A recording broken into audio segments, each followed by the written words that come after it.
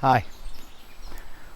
I had an email yesterday from someone who asked me if I could talk a little bit more about one of my key themes at the HR Leadership Summit last week.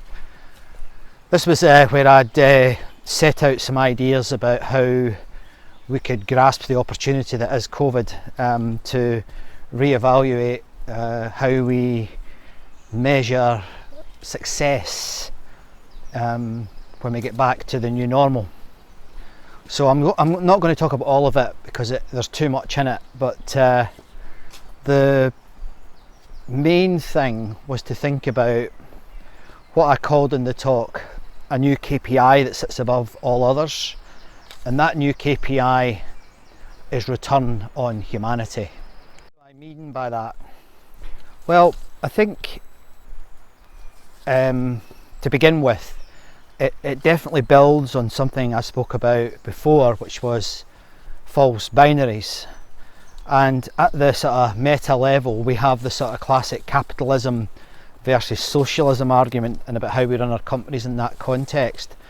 I think that even thinking like that is becoming outdated, and what we have to be doing is taking the best from capitalism and the best from socialism to think about what the future might look like. Now that's quite exciting, because immediately if you're taking parts from different ideologies, different concepts, you start to break down conflict. So that's a good start anyway. So what do I mean by this? Well, I guess it's a sort of humanised capitalism, human-centred capitalism.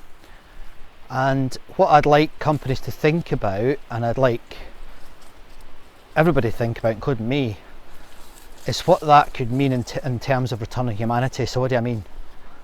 Well, I guess what I'm saying is it's a bit like, I want to leave the world a better place. I wonder if companies were to change their philosophy from saying, rather than making as much money as possible, why don't we have an aspiration to make things better for everybody that we have contact with, rather than simply focusing on money? Because I think money. So that's what I mean at the very highest level about return on humanity. So what's that linked to? Well, one of the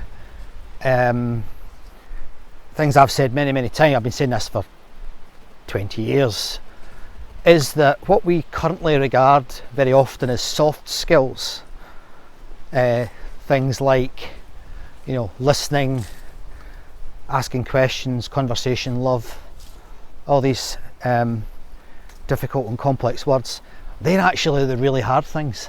And companies do not have an appetite for that. I mean, if you talk to a finance director about the importance of things we can't measure to the bottom line, she won't have well, she might as an individual, but I'm talking collectively, they won't as a collective know where to start.